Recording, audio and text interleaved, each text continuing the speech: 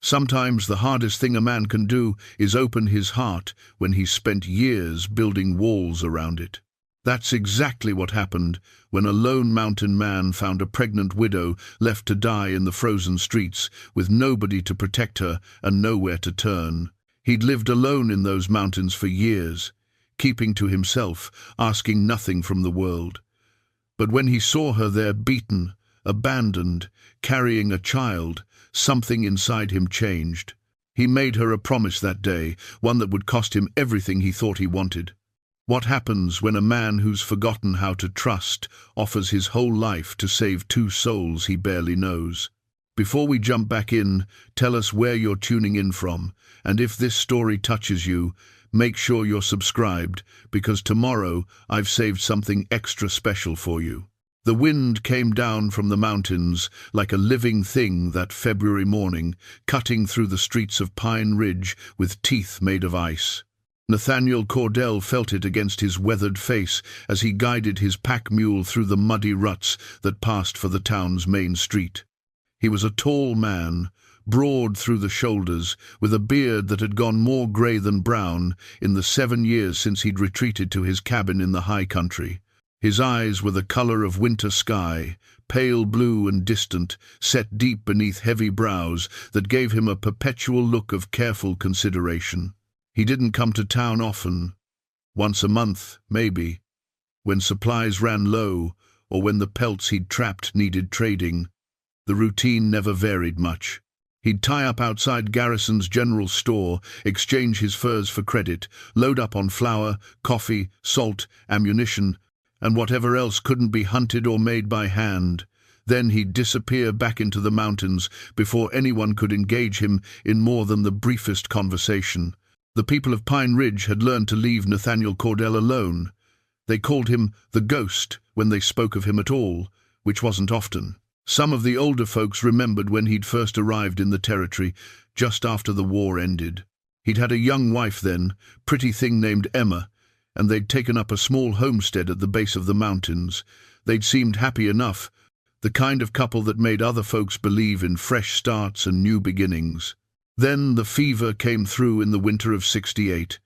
It took Emma and their infant son within 3 days of each other.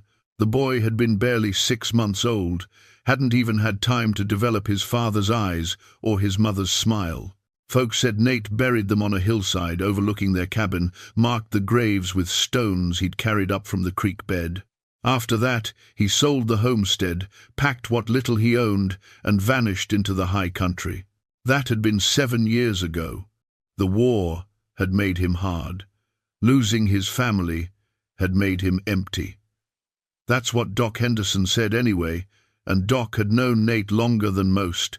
They'd served together, seen things in places like Shiloh and Antietam that no man should have to carry in his memory. Doc had come west to forget, taken up healing instead of killing. Nate had come west to disappear entirely. On this particular morning, Nate had more on his mind than usual. The winter had been brutal, even by mountain standards.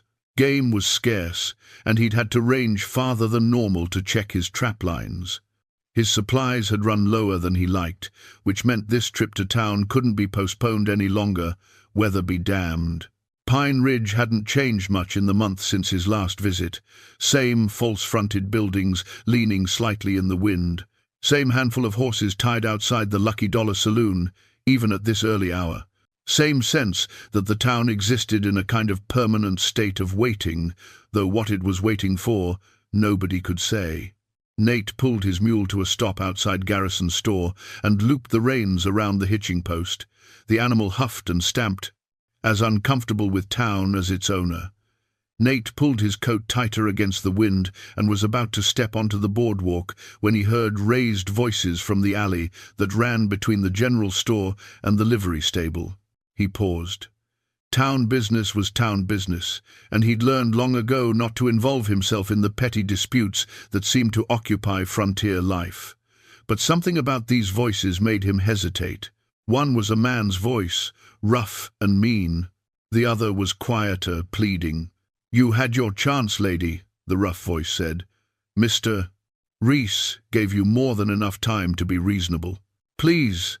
the other voice answered, barely more than a whisper. "I told you I won't sign. That land was my husband's. It's all I have left of him." Nate's jaw tightened. He knew he should walk into the store, conduct his business and leave. Whatever was happening in that alley wasn't his concern. He'd spent 7 years perfecting the art of not caring about other people's problems, but his feet carried him toward the alley anyway. What he saw there made something cold and hard settle in his chest. A woman was backed against the wall, one arm wrapped protectively around her middle. Even through her heavy coat, Nate could see she was pregnant, maybe 6 or 7 months along. Her face was bruised, one eye swollen nearly shut, blood crusting at the corner of her mouth. 2 men stood in front of her, ranch hands by the look of them, one still holding her by the arm. The taller of the 2 men was just drawing his hand back to strike her again when he noticed Nate standing at the mouth of the alley. He froze, his expression shifting from cruel pleasure to cautious evaluation. "This ain't your concern, mister," the man said. Nate didn't answer right away.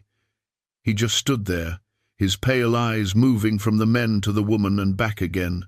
When he finally spoke, his voice was quiet, almost conversational. "Let her go." The shorter man laughed, though it sounded nervous. "You know who we work for? Dalton Reese. Don't take kindly to folks interfering in his business." "Don't know him," Nate said. "Don't care. Let her go." The tall man's face darkened. His hand moved toward the gun at his hip. He never reached it. Nate crossed the distance between them in 3 quick strides, caught the man's wrist in a grip that made bones creak, and twisted. The man went down on his knees with a grunt of pain. The shorter man fumbled for his own weapon, but Nate was faster. He drew the Colt from his belt and laid the barrel alongside the man's temple with just enough force to send him sprawling into the mud. The tall man tried to rise, but Nate put a boot on his chest and pressed him back down. "You boys are going to walk away now," Nate said. "And you're going to tell your Mr. Reese that this woman isn't his business anymore. You understand?" The man glared up at him, but nodded. Nate stepped back and let him up. The 2 ranch hands gathered themselves and stumbled out of the alley, casting dark looks back over their shoulders. When they were gone, Nate turned to the woman. She was sliding down the wall, her legs no longer able to support her. He caught her before she hit the ground, surprised by how light she was, how fragile she felt in his arms. She was clutching something against her chest, and when he looked closer, he saw it was a worn leather Bible, the cover cracked and stained. Her eyes fluttered open, dark brown and filled with pain. "Please," she whispered, "don't let them take my baby." Then her eyes closed, and she went limp in his arms. Nate stood there in that frozen alley, holding a stranger who'd just become his responsibility, and felt the careful walls he'd built around his life begin to crack. Nate carried the unconscious woman through the back streets of Pine Ridge, taking care to avoid the main thoroughfare where curious eyes might see and gossip might spread. She weighed almost nothing in his arms, and that worried him more than the bruises on her face. A woman this far along in her pregnancy should have more substance to her, should have the healthy fullness that came with carrying a child. Instead, she felt like a collection of bones wrapped in worn fabric and desperation. Doc Henderson's office sat at the far end of town, a small clapboard building with a hand-painted sign that had faded to near illegibility. Nate kicked at the door with his boot, unable to knock properly with his arms full. After a moment, he heard footsteps inside, and the door swung open to reveal a stocky man with steel-grey hair and spectacles perched on his nose. "Nathaniel," Doc said. Then his eyes dropped to the woman in Nate's arms and his expression changed. "Bring her in, quickly." The examination room smelled of carbolic acid and old leather. Doc cleared the table with one sweep of his arm, sending papers and instruments clattering to the floor. Nate laid the woman down as gently as he could, then stepped back to let Doc work. "What happened?" Doc asked, already checking her pulse, examining the bruises on her face. "Found her in the alley behind Garrison's," Nate said. 2 of Dalton Reese's men were working her over. Doc's mouth tightened into a thin line. "Sarah Mitchell," he said quietly. "I was wondering when she'd turn up, or if she would at all." "You know her?" "Know of her," Doc said, cleaning the blood from her face with gentle efficiency. "Her husband was Thomas Mitchell, had a small ranch about 10 miles east of here. Good man. School teacher before he took up ranching. He was murdered 3 weeks ago." Nate felt something cold settle in his stomach. "Murdered?" Doc nodded, his hands never stopping their work. "Shot in his own barn. Sheriff says it was drifters, but everyone knows it was Reese's doing. Thomas wouldn't sell his land, you see. Had water rights that Reese wanted, so Reese made sure he got them anyway. And the wife? Disappeared the same night. Most folks figured she ran off, maybe went back east to family. Some thought Reese's men killed her too and just hid the body better." Doc paused, his fingers gentle on Sarah's swollen belly. "But here she is, pregnant and half-starved by the look of her." Nate watched as Doc continued his examination. The woman, Sarah, stirred slightly, a soft moan escaping her lips. Her hand moved to her belly in an instinctive, protective gesture, even in unconsciousness. "How bad is it?" Nate asked. Doc was quiet for a long moment. "The baby seems all right, strong heartbeat. But she's malnourished, dehydrated, and these bruises." He shook his head. "This wasn't the first beating. There's older damage here, ribs that didn't heal quite right, bruises on top of bruises. She's been running for weeks, I'd guess, hiding, not eating enough, not sleeping enough. Will she live?" Doc looked at him over his spectacles. "That depends on what happens next. Her body's at the end of its reserves, Nathaniel. She needs rest, good food, warmth, and safety. She needs someone to take care of her until that baby comes, and probably for a good while after." He paused. "She needs things this town can't give her, not with Reese still walking around free." Nate understood what Doc wasn't saying. "The sheriff won't help. Sheriff Tompkins is on Reese's payroll, same as half the county." Doc's voice was bitter. "Even if he wasn't, Reese has 20 men working for him. The law doesn't reach very far out here when money and guns are involved." Sarah's eyes fluttered open. They were unfocused at first, confused, darting around the unfamiliar room. Then they landed on Nate, and something like recognition flickered there, though they'd never met before today. "You," she whispered, "in the alley. You stopped them." Nate nodded, unsure what to say. Sarah tried to sit up, and Doc put a restraining hand on her shoulder. "Easy now, Mrs. Mitchell. You're safe here." "No," she said, and there was an edge of panic in her voice. "No, I'm not safe anywhere. They'll come back. They always come back." Her hand clutched at the leather Bible that still lay beside her on the table. "They want me to sign the deed. They want Thomas's land. And when I wouldn't," her voice broke, "they killed him, right in front of me. They made me watch. We took so, we too we've not." Doc's face went pale. "You were there? You saw it happen?" Sarah nodded, tears streaming down her bruised face. "Thomas told me to run. While they were. She couldn't finish. I hid in the root cellar. Heard them searching the house, looking for me.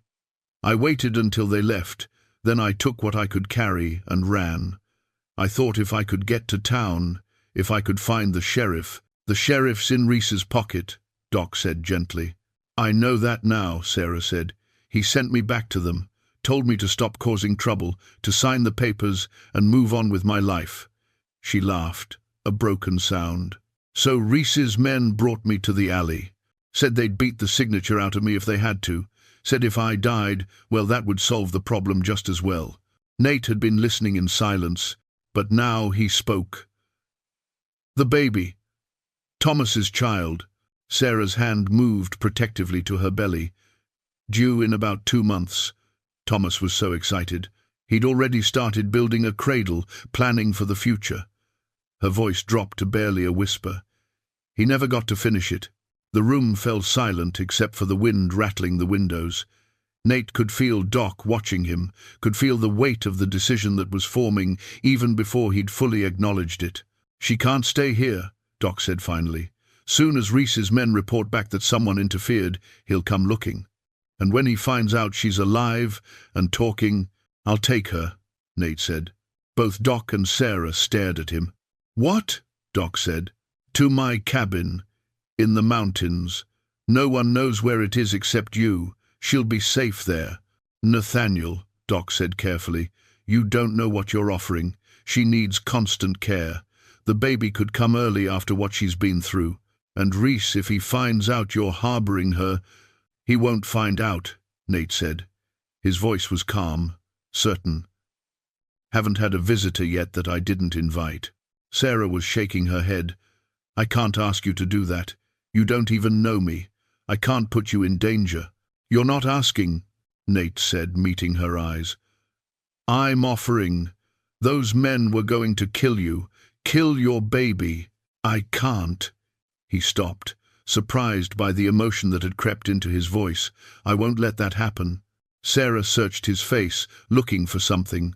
Whatever she saw there must have satisfied her, because after a moment she nodded. "Why?" she asked. "Why would you help me?" Nate was quiet for a long moment. "Because 7 years ago I couldn't save my own wife and son. Maybe I can save you and yours." Doc pulled something from Sarah's coat pocket, a silver locket on a delicate chain.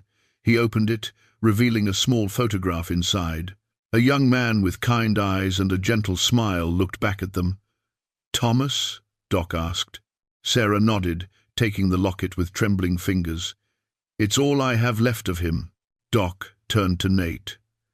"You'll need supplies, food, medical materials, blankets. I'll put together what I can. But Nathaniel, once you do this, there's no going back. Reese will know someone helped her. He'll be looking." "Let him look," Nate said. "He won't find what he's looking for." An hour later, as the sun began its descent toward the mountains, Nate guided his mule out of Pine Ridge, with Sarah wrapped in blankets and secured in front of him on his horse. She was still weak, still hurting, but her eyes were clearer now. Doc had given her something for the pain and made Nate promise to bring her back if any complications arose. As they left the town behind and headed into the wilderness, Sarah spoke quietly. "Thank you. For my life. For my baby's life."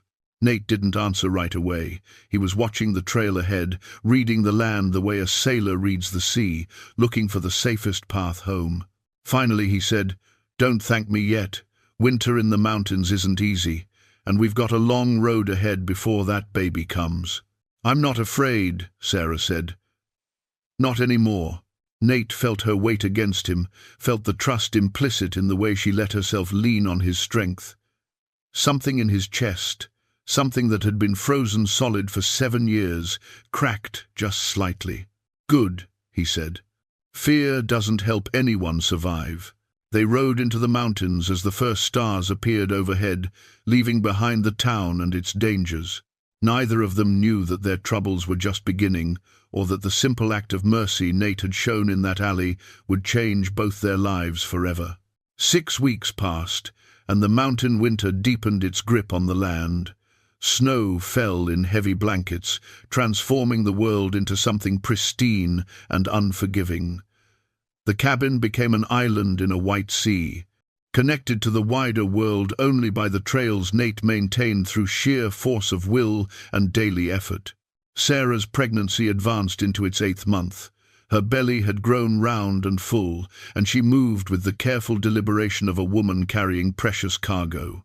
Doc Henderson had warned that the baby could come early after all the trauma Sarah had endured, so every day that passed without incident felt like a gift. Down in Pine Ridge, events were unfolding that neither Nate nor Sarah knew about yet. Dalton Reese had consolidated his power over the winter, using the isolation of the season to pressure other small ranchers. 2 more families had sold out to him, taking far less than their land was worth, rather than face the alternative. The sheriff looked the other way, as he always did when Reese's money was involved. But Reese hadn't forgotten about Sarah Mitchell. Her disappearance gnawed at him. He'd sent men to search the abandoned Mitchell ranch, thinking she might have returned there. They'd found nothing. He'd posted watchers at the few roads leading out of the territory, thinking she'd fled east. No one had seen her. It was as if she'd vanished into the mountains themselves, which, in a way, she had. For Reese, it was more than just the land now. It was about control, about the message that would be sent if a pregnant widow could defy him and disappear. He'd put word out that he'd pay good money for information about Sarah Mitchell. So far, no one had collected. But winter wouldn't last forever. When spring came and the passes opened, people would talk. Someone would remember something. Dalton Reese was a patient man when he needed to be. Back at the cabin, Sarah and Nate had settled into a deeper rhythm. The initial awkwardness had faded, replaced by a comfortable partnership. They moved around each other with practiced ease now, understanding each other's routines, respecting each other's spaces. One evening, after a simple dinner of venison stew, Sarah brought up something that had been on her mind for days. "Nate," she said, setting down her spoon, "I need to ask you something." He looked up from his plate, waiting. "What happens when the baby comes?" "After." She placed her hand on her belly. "I can't stay here forever.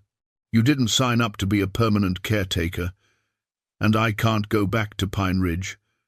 Reese will be waiting." Nate was quiet for a long time. He'd been thinking about this question himself, turning it over in the quiet hours when he should have been sleeping. "Don't know yet," he finally said, "but we've got time to figure it out." "Do we?" Sarah asked. "Spring will come, the passes will open, and then what? Do I just stay hidden forever? Raise my daughter in isolation because it's not safe anywhere else?" "There are other towns," Nate said, "other territories, places where Reese's reach doesn't extend." "But I'd be alone," Sarah said. "A widow with a baby and no way to support myself. Do you know what happens to women like that on the frontier? The choices they have to make?" Nate did know. He'd seen it often enough during his years before the mountains. Women without men to protect them, without resources, forced into situations no one should have to endure. The thought of Sarah facing that future made something dark and protective rise in his chest. "You won't be alone," he heard himself say. Sarah looked at him carefully. "What do you mean?" Nate set down his own spoon, choosing his words with care. "I made you a promise in that alley. Said I'd protect you and your baby. That promise doesn't have an expiration date just because the immediate danger passes. You can't watch over us forever," Sarah said gently.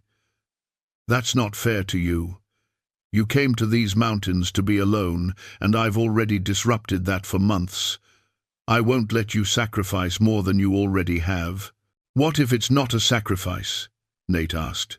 The question hung in the air between them. Sarah searched his face, trying to understand what he was offering, what he meant.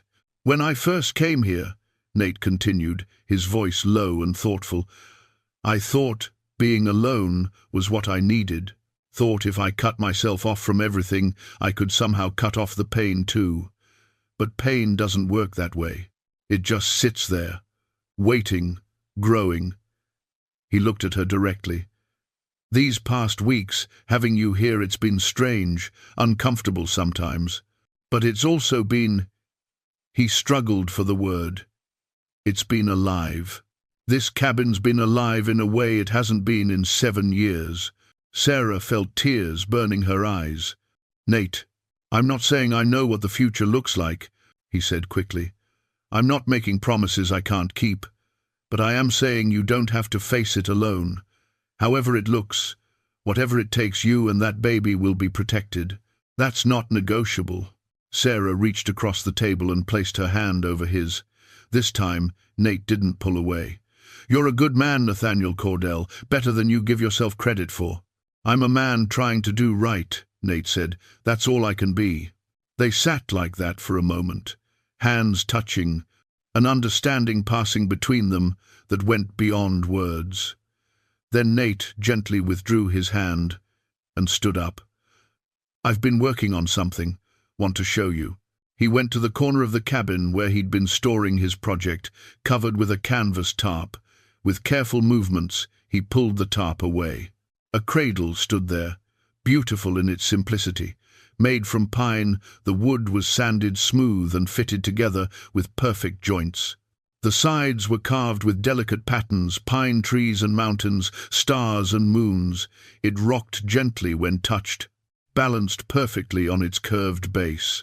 Sarah stood up slowly, one hand on her belly, and walked over to it. She ran her fingers over the carved designs, feeling the hours of work, the care in every detail. "You made this? For the baby?" "Figured she'd need somewhere to sleep," Nate said, suddenly self-conscious. "Not much good at fancy work, but it's solid. Safe. That's what matters." "It's beautiful," Sarah whispered. "Nate, it's perfect." She turned to look at him, and Nate saw tears streaming down her face. Before he could react, she'd crossed the space between them and wrapped her arms around him. Her pregnant belly pressed between them, her face against his chest. Nate stood frozen for a moment, arms at his sides, unprepared for the contact. Then, slowly, carefully, he brought his arms up and returned the embrace. It was awkward, tentative, the hug of a man who'd forgotten how to offer comfort. But it was real. "Thank you," Sarah said against his chest. "Thank you for everything. For my life, for my baby's life, for making us feel," her voice caught, "for making us feel like we matter." "You do matter," Nate said. The words rough but sincere. "Both of you."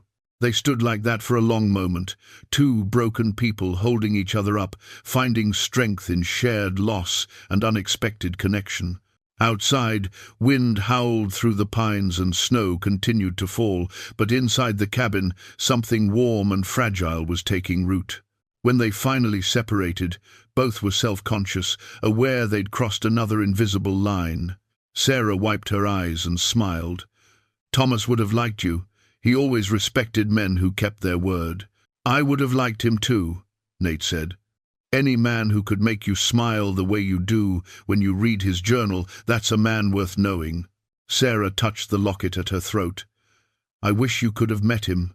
Wish he could see what you've done for us." "Maybe he can," Nate said. "My Emma, I used to think I felt her sometimes. In the wind, in the quiet. Maybe the people we lose don't go as far as we think." "I hope you're right," Sarah said. "I hope he knows his daughter will be safe. That's all he wanted, all he died trying to ensure." That night, as Sarah settled into sleep behind her partition, she felt the baby moving strongly. Her daughter was active tonight, as if sensing the change in the air, the promise of protection that now surrounded them.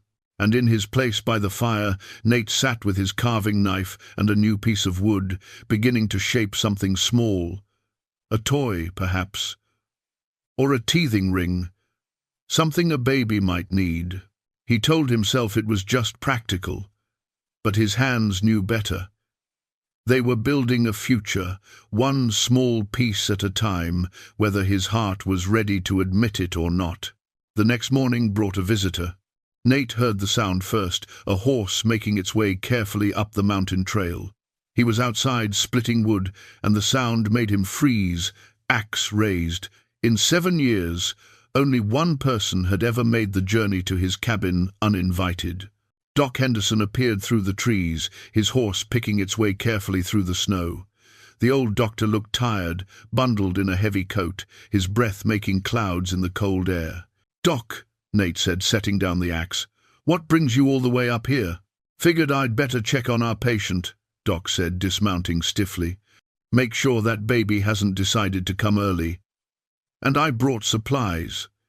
He patted his saddlebags. "Medicine, some things Sarah might need when her time comes." Nate helped him with the bags, and they went inside, where Sarah was preparing the midday meal. Her face lit up when she saw Doc. Dr. Henderson, what a wonderful surprise. Doc embraced her carefully, then held her at arm's length, examining her with a practiced eye. "You look better, much better. Color in your cheeks, good weight. Mountain living agrees with you." Mountain living and good care, Sarah said, glancing at Nate. Over a meal of beans and cornbread, Doc examined Sarah properly, listening to the baby's heartbeat, checking her overall health. He pronounced both mother and child doing well, though he warned that the baby could come any time now. "I'd say 2 to 3 weeks at most," Doc said. "Could be sooner. You feeling any contractions? Tightening?" "Some," Sarah admitted. "Nothing regular, just practice ones, I think." "Good. That's normal." Doc looked at Nate. "You remember what I taught you? About helping with the birth if I can't get here in time?"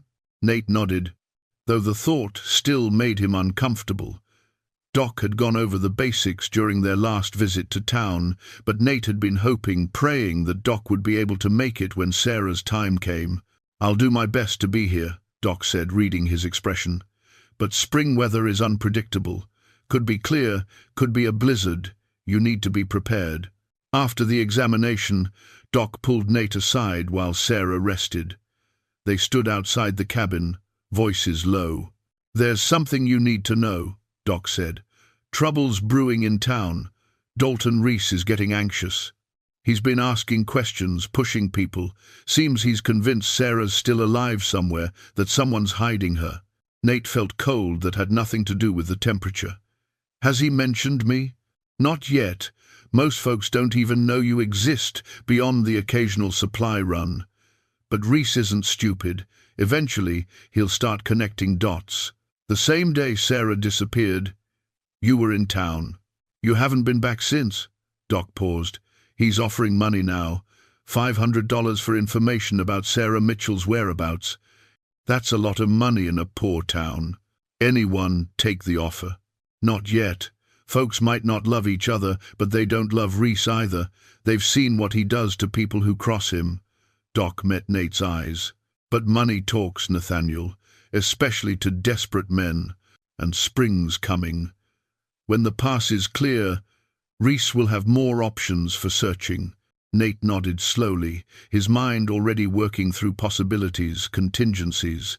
7 years of isolation hadn't erased his military training. He was thinking tactically now, assessing threats, planning defenses. "There's something else," Doc said. "I heard talk, just rumors, mind you, but some say there's more to Thomas Mitchell's murder than just land grabbing. Word is he was mixed up in something bigger. Government business, maybe." "What kind of government business?" "Don't know specifics, but there's been a federal marshal asking questions around town. Man named Garrett. He's been real interested in Thomas Mitchell, what he was working on before he died." Doc shifted his weight. Whatever it was, it might be the real reason Reese wanted him dead. This was new information, and it complicated everything. If Thomas had been involved in federal matters, then Sarah might be in even more danger than they'd thought. "She doesn't know anything about that," Nate said. "Thomas's business, whatever it was." "You sure about that?" Nate thought about the journal Sarah read every morning. Had Thomas recorded anything dangerous in those pages, anything that might explain why powerful men wanted him dead? "I need to talk to her," Nate said. Back inside, after Doc had left with promises to return in a week, Nate sat down with Sarah. She was by the fire, the journal open on her lap as always. "Sarah," Doc told me something about Thomas, that he might have been involved in federal business, government work. Do you know anything about that?" Sarah looked up confused. "Federal business?" Thomas was a school teacher turned rancher. What kind of federal business could he have been involved in? "I don't know, but a marshal's been asking questions in town. And if Thomas was mixed up in something bigger than land disputes, that changes things, changes what we're up against." Sarah looked down at the journal in her hands. "He never mentioned anything like that to me. His writing is all about the ranch, the baby, our future, normal things." She flipped through the pages. Unless what? "There are some pages here that seem odd, not his usual writing, more like notes, numbers and names. I always thought it was ranch accounting, but..." She showed Nate several pages filled with columns of figures, scattered names, dates. Nate studied the pages carefully. They looked like accounting, but there was something strange about them. The names weren't all local. The amounts seemed too large for ranch business. And there were notations in the margins, abbreviations he didn't recognize. Sarah, I need to ask you something important. Think carefully. Did Thomas ever hide anything at your ranch? Papers? Documents? Anything? Sarah thought for a long moment. There was a place. In the barn. A false wall he built. Said it was for valuables, in case of theft. I never thought much about it. Nate's mind was racing. If Thomas had hidden evidence in that barn, and if that evidence was damaging to powerful people, then Sarah wasn't just running from a land-grabbing rancher. She was running from something much more dangerous. We need to figure out what Thomas knew, Nate said. What he was protecting you from, because if there's evidence still at your ranch, then Reese might still be looking for it, Sarah finished, and he won't stop until he finds it, or makes sure no one else can. They sat in silence, the implications settling over them like fresh snow. What had started as a simple act of mercy had become something far more complex. Nate had promised to protect Sarah and her baby. But how do you protect someone when you don't fully understand the threat? Outside, the sun was setting behind the mountains, painting the snow in shades of orange and pink, beautiful and cold, like the truth they were beginning to uncover. 3 days later, Nate made the decision to go back to Pine Ridge. They needed answers, needed to understand what they were really dealing with. Sarah had argued against it at first, worried about him being seen, worried about Reese's men. But Nate was careful. He knew how to move unseen when necessary. The war had taught him that. He left before dawn, telling Sarah to bar the door and not open it for anyone but him or Doc Henderson. He'd shown her how to use the rifle, though he prayed she wouldn't need it. The journey down the mountain was treacherous in the dark, but Nate knew every stone and route by heart. He reached Pine Ridge just after sunrise, entering town from the north side, avoiding the main street. He went directly to Doc Henderson's office, slipping in through the back door. Doc was already awake, preparing for the day. His eyes widened when he saw Nate. Thought you'd be staying put until after the baby comes. Need information, Nate said. About Thomas Mitchell. You said there was a federal marshal asking questions. Where can I find him? Doc studied him for a moment, then nodded. He's staying at Mrs. Callahan's boarding house, room 3. But Nathaniel, be careful. If Reese's men see you, they won't, Nate said. He made his way through the back alleys to the boarding house, entering through the kitchen where Mrs. Callahan was starting breakfast. She gasped when she saw him, but Nate put a finger to his lips. Need to speak to Marshal Garrett. Quiet-like. Mrs. Callahan, who'd never liked Dalton Reese and his methods, nodded and led him upstairs. She knocked on the door of room 3. Marshal, someone here to see you, says it's important. The door opened to reveal a tall man in his 40s, with sharp eyes and a marshal's badge pinned to his vest. He looked Nate up and down, taking in the mountain man's appearance, the careful way he positioned himself to see both the door and the window. You must be Cordell, the marshal said. I've been hearing about you. We need to talk, Nate said. About Thomas Mitchell. Marshal Garrett stepped aside, letting Nate enter. Once the door was closed, the marshal got straight to the point. Where is she? Sarah Mitchell. Safe, Nate said. That's all you need to know. Is it? Garrett moved to his saddlebag and pulled out a folder of papers. Because what I need, Mr. Cordell, is the only witness who can help me dismantle a criminal organization that's been stealing land from settlers across 3 territories. And that witness is Sarah Mitchell. She doesn't know anything, Nate said. She was just a rancher's wife. Was she? Garrett spread papers across the small table. Thomas Mitchell wasn't just a rancher, Mr. Cordell.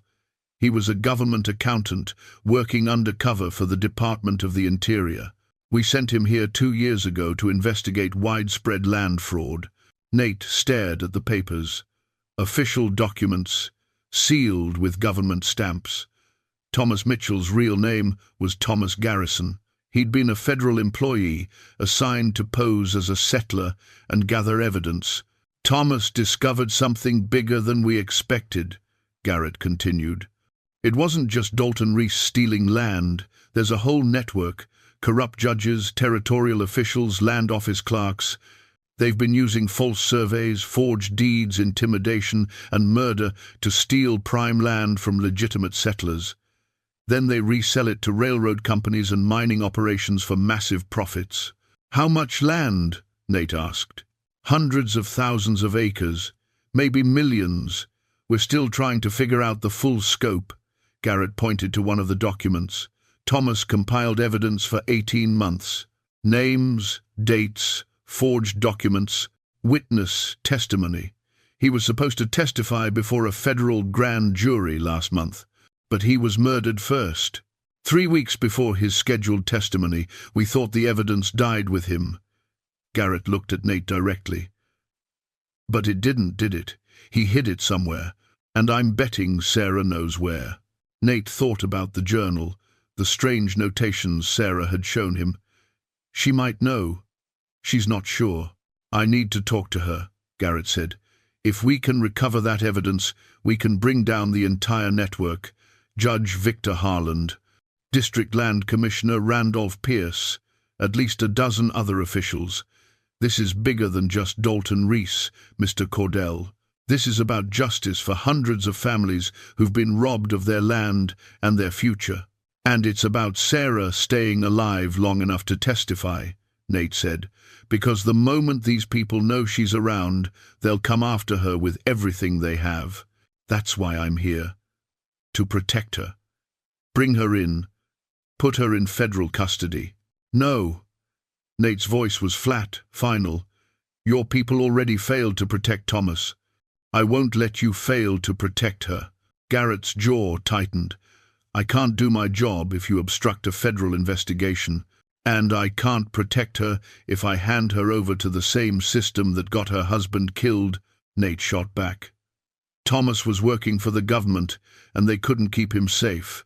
What makes you think they can protect a pregnant widow? The two men stared at each other, neither willing to back down. Finally, Garrett sighed. What do you propose? Let me talk to Sarah. Find out what she knows. If there's evidence at the Mitchell Ranch, I'll retrieve it. Then we'll figure out the next step together. And if Reese finds her before then, he won't, Nate said with absolute certainty. Garrett studied him for a long moment. You were a soldier, I can tell. Which unit? 3rd Infantry, saw action at Fredericksburg, Chancellorsville, Gettysburg. I was cavalry. 5th New York. We probably passed each other at some point, trying not to die. Garrett extended his hand. All right, Cordell. I'm trusting you, but I need that evidence, and I need it before spring. Once the pass is clear, Harland and his people will move against anyone who might threaten them. That includes Sarah and anyone protecting her. Nate shook the marshal's hand. You'll have your evidence, but Sarah and her baby stay under my protection until this is over. That's non-negotiable. Agreed. But when the time comes for her to testify, when the time comes, we'll talk about it. Not before. Nate left the boarding house the way he'd come, through back alleys and shadows. He was almost to the edge of town when he heard voices, men's voices, rough and familiar. Reese's men, standing outside the general store, offering real money now. $500 for information about that Mitchell woman. Probably froze to death weeks ago. Boss doesn't think so. Thinks someone's hiding her. Been asking about anyone who left town the same day she disappeared. Nate pressed himself against the wall of a building, listening. His name wasn't mentioned, but it was only a matter of time. Reese was getting closer to the truth. They needed to move faster. He made it back to his horse and started the journey home, his mind racing with plans and possibilities. When he arrived at the cabin, he found Sarah sitting at the table with Thomas's journal, but this time she was studying it differently, looking at those strange pages with new eyes. Nate, she said when he entered, I've been looking at these pages again, really looking, And I think these aren't just notes. I think they're a code, a map of some kind. Nate closed the door and moved to the table. He told her everything Marshall Garrett had revealed about Thomas's real identity, his undercover work, the vast criminal conspiracy he'd been investigating. Sarah's face went pale. He was working for the government? All this time he was... She pressed her hand to her mouth. He never told me, never said a word. I thought he was just my husband, just a man trying to build a life. But he was protecting you, Nate said gently. The less you knew, the safer you were, or so he thought. Sarah looked down at the journal with new understanding. These pages, the ones I thought were ranch accounts, they're evidence, aren't they? Part of what Thomas was gathering. Nate examined the pages more carefully now. Numbers that could be land parcels, names that could be corrupt officials, dates that might correspond to fraudulent transactions, and in the margins, in Thomas's careful handwriting, abbreviations and notations that suggested locations. There's more, Sarah said quietly. Evidence he hid. At our ranch, in the barn. The false wall I told you about. He built it not for valuables but for documents. I'm sure of it now. Can you remember exactly where it was? How to access it? Sarah closed her eyes, picturing the barn she'd fled from the night Thomas died. East wall, 3rd board from the floor, 7th from the corner. You push in and slide right. There's a space behind it, about 3 feet deep. Nate committed the details to memory. I'll need to go there, retrieve whatever Thomas hid. It's dangerous, Sarah said. The ranch is probably being watched, and if they catch you... They won't catch me, Nate said. But we're running out of time. Marshall Garrett said once spring comes, Harland and his people will move against anyone who threatens them.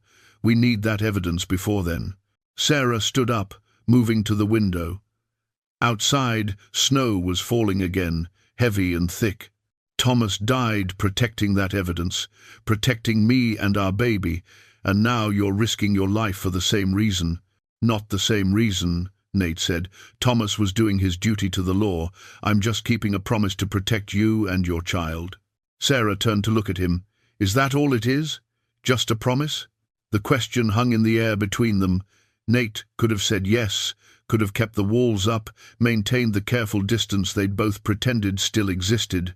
But standing there, looking at this woman who'd become so much more than just a responsibility, he found he couldn't lie. No, he said quietly. It's not just a promise anymore. Sarah crossed the room and took his hand. Then come back safe, because this baby needs you. Nate looked down at their joined hands, then up at her face. I'll come back. That's a promise I know I can keep. That night, they made plans. Nate would leave in 3 days, giving him time to prepare and scout the approach to the Mitchell ranch. Sarah would stay at the cabin with the rifle and strict instructions not to open the door for anyone but him or Doc Henderson. And as they sat by the fire, going over every detail, neither mentioned the thing that weighed heaviest on both their minds. Sarah's baby was due any day now. If Nate was gone when her time came, she'd be facing it alone. But some risks had to be taken, some promises had to be kept, no matter the cost. Outside, the snow continued to fall, covering the world in white, hiding their tracks and buying them a little more time. But winter couldn't last forever, and when it ended, the real danger would begin. The next 2 days passed in careful preparation. Nate checked and rechecked his weapons, planned his route to the Mitchell ranch, thought through every contingency. He'd be traveling at night, moving fast and quiet, using every bit of skill he'd learned in the war. Get in, retrieve the evidence, get out. Simple in theory, dangerous in practice. Sarah watched him prepare with growing anxiety. She helped where she could, preparing food he could carry, checking his supplies. But mostly she tried not to think about all the things that could go wrong. On the second night, as they sat by the fire after supper, Sarah returned to Thomas's journal. She'd been studying those coded pages obsessively, trying to extract every bit of information that might help Nate succeed. "Look at this," she said, pointing to a particular notation in the margin. "This abbreviation, MRBE7, I think that's the location in the barn.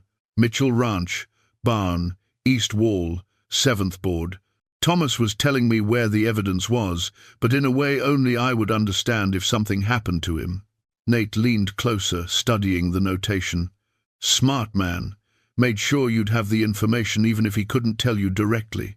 He looked at the other pages. "Are there more codes like this?" Sarah flipped through the journal, pointing out similar abbreviations. "Here, and here. This one says PCCH 1875. I think that's Pierce County Courthouse, 1875. That's where the land office records are kept." "He documented everything," Nate said with grudging admiration. "Built a complete map of the corruption." "That's why they killed him," Sarah said softly. "He knew too much, had too much proof. They couldn't let him testify." Nate was about to respond when Sarah suddenly gasped, her hand flying to her belly. Her face went white, then flushed with pain. "Sarah?" Nate was at her side in an instant. "What is it?" "Contraction," she said through gritted teeth. "A real one this time, not practice." She breathed through it, and after a moment the pain eased. "It's all right. First, babies take time. Could still be days away." But Nate saw the fear in her eyes, the same fear he felt. The timing was terrible. He was supposed to leave tomorrow night. If Sarah went into labor before he returned, "Maybe I should wait," he said, "until after the baby comes." "No," Sarah said firmly. "We don't have time to wait. Spring's coming early this year. I can feel it. Another week, maybe 2, and the passes will be clear enough for Reese to bring more men up here. We need that evidence now. But if the baby comes, Doc Henderson is only 2 hours away. I'll send word if I need him. I'll be fine, Nate. Women have been having babies since the beginning of time." She tried to smile. "Besides, this is a first baby. They always take forever. I'll probably still be in early labor when you get back." Nate wasn't convinced, but he knew she was right about the timing. They were running out of options. "Promise me something," he said. "If anything feels wrong, anything at all, you send for Doc immediately. Don't wait. Don't try to be brave. Promise me." "I promise," Sarah said. Another contraction came an hour later, then nothing for the rest of the night. False alarm, maybe. Or the baby's way of warning them time was short. The next day passed in a strange, suspended state. Both of them trying to act normal, going through their routines, but the tension was palpable. Sarah had 3 more contractions, spaced hours apart. Still not regular, still not consistent, but getting stronger. That evening, as darkness fell and Nate prepared to leave, he went over everything one more time with Sarah. The rifle was loaded and within easy reach. The door was barred from the inside. Doc Henderson knew to check on her every day. If Nate wasn't back in 4 days, she was to send for Marshal Garrett. 4 days, Sarah said. "You'll be back in 4 days. Less, if I can manage it," Nate promised. He picked up his pack, then paused. There was something he'd been meaning to say, something he'd been avoiding, because saying it made it real, made it matter. "Sarah, He stopped, struggling for words. "These past weeks, having you here, you've changed things. Changed me. I don't know how to explain it better than that." Sarah stood up, moving close to him. "You don't have to explain it, I know, because you've changed things for me too. I came here broken, terrified, with nothing but grief and fear. And you gave me hope. Gave me a reason to believe things could be better." Nate reached into his pocket and pulled out a small object. It was the wedding ring he'd worn on a chain around his neck for 7 years. Emma's ring, the last connection to his dead wife. "I want you to hold on to this," he said, placing it in Sarah's hand. "Not forever. Just until I get back. As a promise that I will come back." Sarah looked down at the ring, understanding the weight of what he was giving her. "Nate, this was Emma's. I know. And I think she'd understand. I think she'd want you to have it, want someone to be looking after it until I return." He closed Sarah's fingers around the ring. "Keep it safe for me." Sarah's eyes filled with tears. "You're coming back. You have to come back. Because—" She pulled something from around her own neck. Thomas's locket, the one with his picture inside. "Because you need to give this to our daughter. Tell her about her father, the man he really was, not just the man I remember. She deserves to know the truth." Nate took the locket, understanding what she was really saying, that he wasn't just protecting her anymore. He was becoming part of her life, part of her daughter's future. The weight of that responsibility should have terrified him. Instead, it felt right. "I'll tell her," he promised. "I'll make sure she knows what a brave man her father was." Sarah reached up and placed her hand against Nate's bearded cheek. "And I'll make sure she knows what a brave man she paused, searching for the right word. "What a brave man you are." They stood like that for a moment, close enough to kiss, but not quite crossing that line. There was too much unsaid between them, too much still unresolved. But the connection was there, undeniable, growing stronger every day. Finally, Nate stepped back. "I need to go. Make the most of the darkness." "Be careful," Sarah said. "Come back to us." "I will," Nate promised. Then he was gone, slipping out into the night, leaving Sarah alone in the cabin with Emma's ring clutched in her hand and a baby that could come any time. The journey to the Mitchell ranch took Nate most of the night. He traveled carefully, avoiding any trails where he might be seen, moving through the mountains like the ghost people called him. By dawn, he was in position on a ridge overlooking the ranch. The house and barn stood silent in the grey morning light. From what Nate could see, the place appeared abandoned. No smoke from the chimney, no animals in the corrals, no signs of life. But he waited, watching, using the patience the war had taught him. As the sun rose higher, he spotted them. 2 men, sitting in the shadows of the barn, trying to stay hidden but visible to someone who knew what to look for. Watchers. Reese had posted guards, hoping Sarah might return to her home. Nate smiled grimly. Good. That meant the evidence was still there, still worth protecting. If they'd already found and destroyed it, there'd be no need for guards. He spent the day observing, learning their patterns. The men switched positions every few hours, but they were lazy, undisciplined. They'd been sitting this watch for weeks, probably, growing bored and careless. That would make Nate's job easier. As night fell, Nate moved into position. He waited until the guards were at their most complacent, that dead hour before dawn, when the body wants sleep more than anything. Then he moved. He approached the barn from the blind side, the angle the guards couldn't see from their position. He'd spotted a loose board earlier, and now he pried it open, slowly, quietly, creating just enough gap to slip through. Inside, the barn was dark and smelled of old hay and horses long gone. Nate moved to the east wall, counting boards. 3rd from the floor, 7th from the corner. He found it and pressed in, then slid right, just as Sarah had described. The board moved smoothly, revealing a dark space behind the wall. Nate reached in carefully, his fingers finding something wrapped in oilcloth.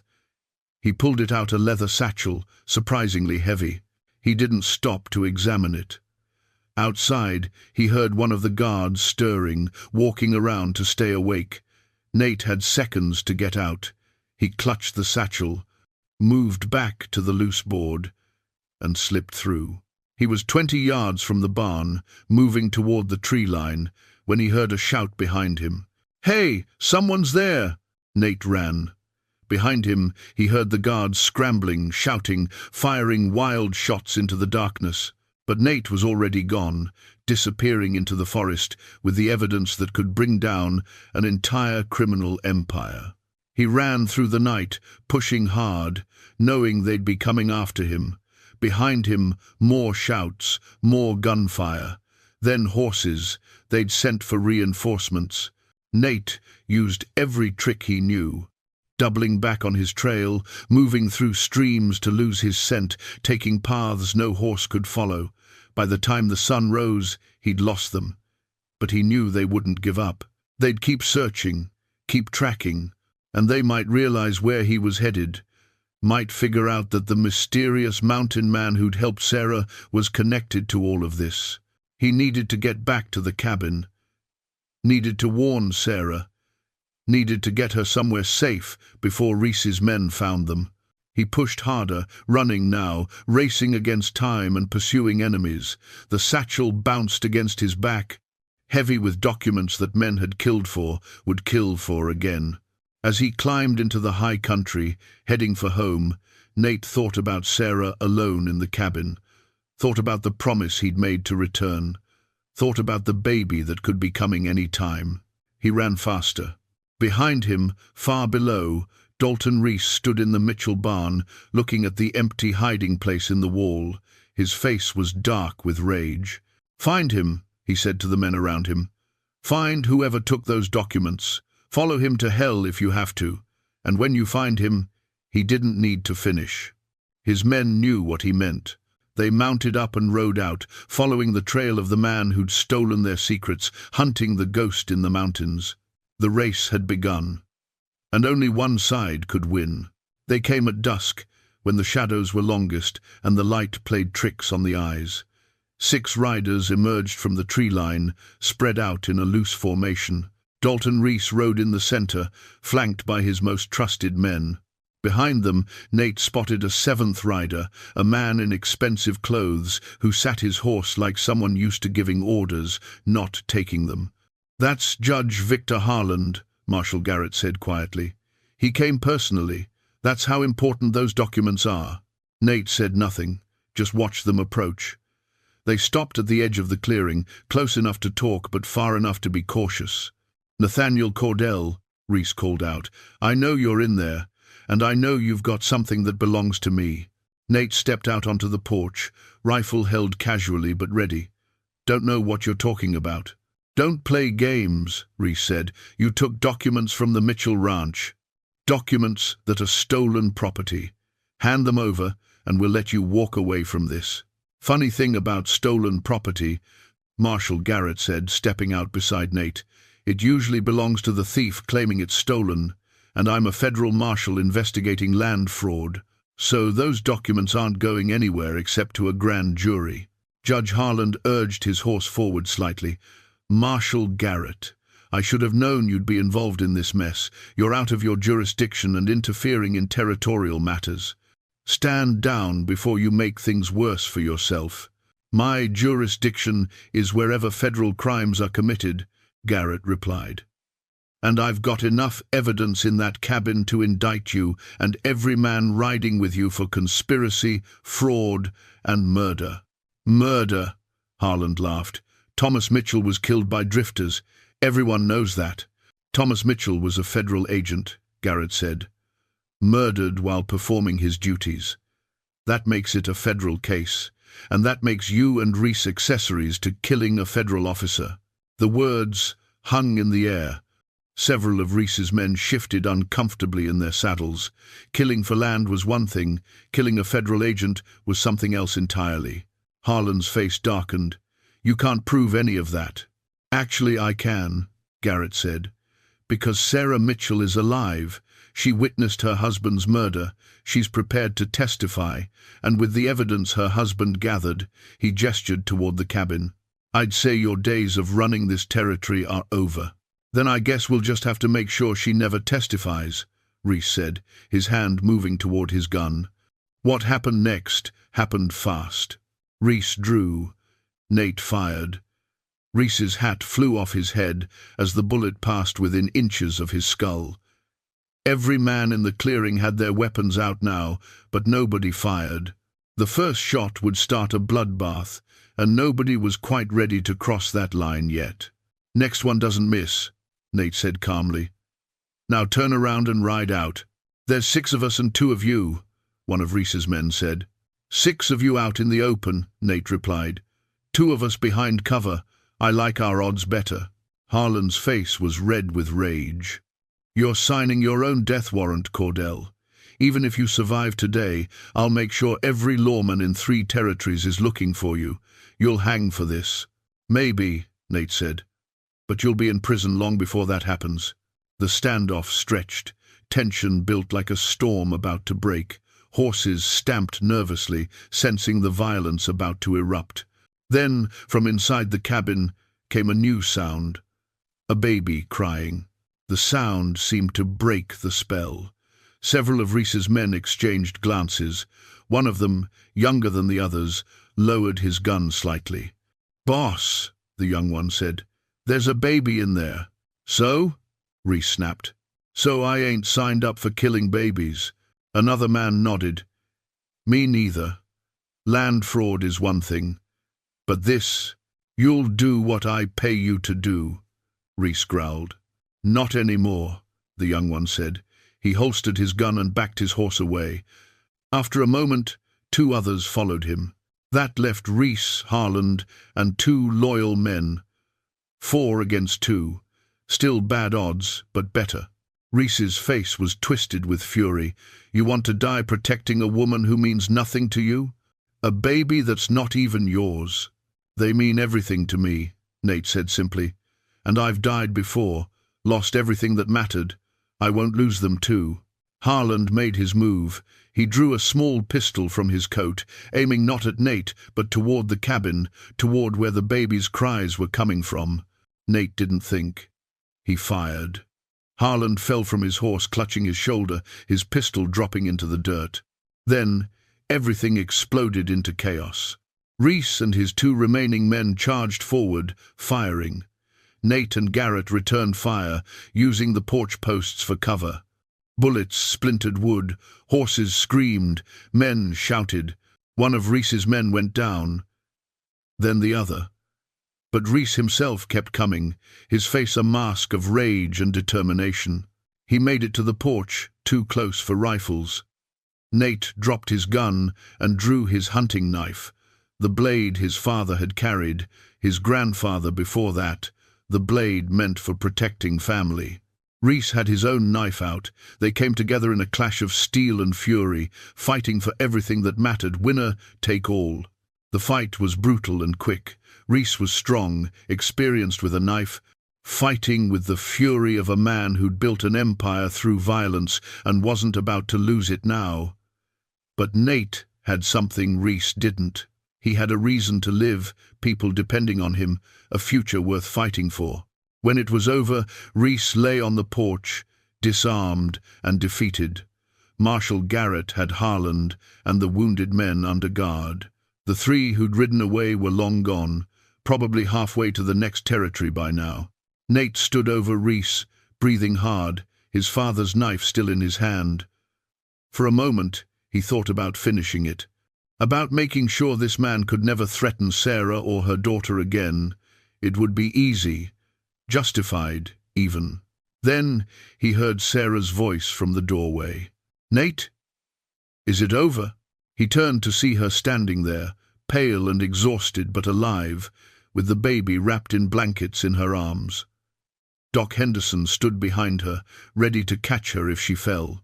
Nate looked at them, this woman who'd become his world, this child who'd become his purpose, and he lowered the knife. "It's over," he said. 3 months later, spring had fully arrived in the mountains. The snow had melted, revealing green meadows and wildflowers. The cabin looked different now, lived in and warm, with laundry hanging on a line outside and the sound of a baby's laughter drifting through open windows. Sarah stood in the doorway, watching as Nate split wood in the clearing. He worked with steady, practiced strokes, his movements efficient and sure. In the 3 months since that terrible night, he'd become a different man, still quiet, still careful with his words, but no longer carrying the weight of isolation and grief. Behind her, in the cradle Nate had made, baby Grace Emma Cordell slept peacefully. Her name was recorded in the new family Bible that the traveling preacher had given them when he'd married Nate and Sarah 6 weeks ago. A simple ceremony, with Doc Henderson and Marshall Garrett as witnesses, binding together two people who'd found each other in the worst circumstances and built something beautiful from the wreckage. The marriage had been Sarah's idea, but Nate hadn't needed convincing. The weeks after the confrontation had made one thing clear: they were family now, in every way that mattered. The legal ceremony just made official what their hearts already knew. Marshall Garrett had taken the evidence and arrested everyone involved in the conspiracy. Judge Harland was awaiting trial in federal custody. Dalton Reese and his men were locked up, facing charges of murder, fraud, and attempted murder of a federal officer. The other corrupt officials were being rounded up one by one. The Mitchell Ranch had been returned to Sarah, along with compensation from the territorial government. But Sarah had made a decision that surprised everyone except Nate. She'd sold the ranch, unable to return to the place where Thomas died, and used the money to improve the mountain cabin. They'd added a second room, a proper kitchen, a small barn for animals, turned it from a hermit's hideaway into a real home. The land should go to good people, Sarah had said. People who'll work it honestly, raise families on it. That's what Thomas would have wanted. Some of that money had also gone to establishing a school in Pine Ridge, taught by a young woman from the East. Thomas's dream of education for the territory's children, realized through his widow's generosity and his sacrifice. Now, as Nate finished with the wood and walked over to the porch, Sarah handed him a cup of water. He drank it gratefully, then pulled her close, careful of her still healing body. "Grace is sleeping," Sarah said. "Finally, she fought it for an hour." Nate smiled. "She's stubborn. Gets that from her mother. And her father," Sarah said. She meant Thomas, but she was also thinking of Nate. Grace would have two fathers in her life, the one who gave her life and the one who saved it. She'd know both their stories, carry both their legacies. "I was thinking," Nate said, "about what you said, about not staying isolated forever, about being part of the world again." Sarah waited, knowing this was hard for him. "Maybe we could go to town more often, let people know us, let Grace grow up knowing there's more than just mountains. I'm not hiding anymore. Don't need to." Sarah reached up and touched his face, feeling the beard he'd trimmed shorter now, seeing the eyes that no longer looked quite so haunted. "We'll take it slow. Whatever you're comfortable with." "I'm comfortable with this," Nate said, gesturing to the cabin, to her, to the life they were building. "With you, with Grace, with all of it. Never thought I'd say that again, but I am." From inside, Grace began to cry, not distressed, just announcing she was awake and wanted attention. Sarah smiled. "That's my cue." She went inside, and Nate followed, watching as she picked up their daughter and held her close. Grace's eyes, dark like her mother's, but with hints of Thomas's gentle expression, looked around the cabin with infant curiosity. Nate approached and held out his finger. Grace grabbed it with her tiny hand, holding tight with the fierce grip of the very young. Something in Nate's chest tightened and loosened at the same time. "Hello there, little one," he said softly. "Your Papa Thomas, he loved you very much, gave everything to keep you safe. And your mama here, she's the bravest woman I've ever known. You're named after two women who would have loved you, my Emma, and Thomas's mother, Grace. You've got a lot to live up to." Grace made a small sound, almost like she understood.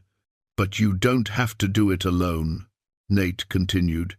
"You've got your mama, and you've got me. And I promise you," his voice caught slightly, "I promise you'll always be protected, always be loved, always be safe." Sarah leaned against him, and they stood like that for a long moment, a family, cobbled together from loss and trauma and unexpected grace, but a family nonetheless. Outside, the mountains stood eternal and unchanging. But inside the cabin, everything had changed.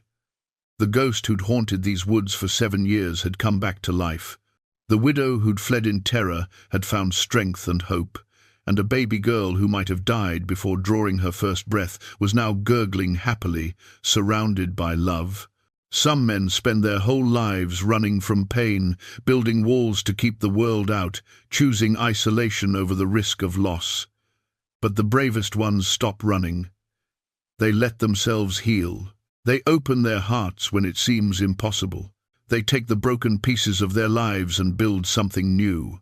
That's what Nathaniel Cordell did, and in saving a widow and her child, he found the one thing he thought he'd lost forever: a reason to live, a reason to love, a reason to believe in tomorrow.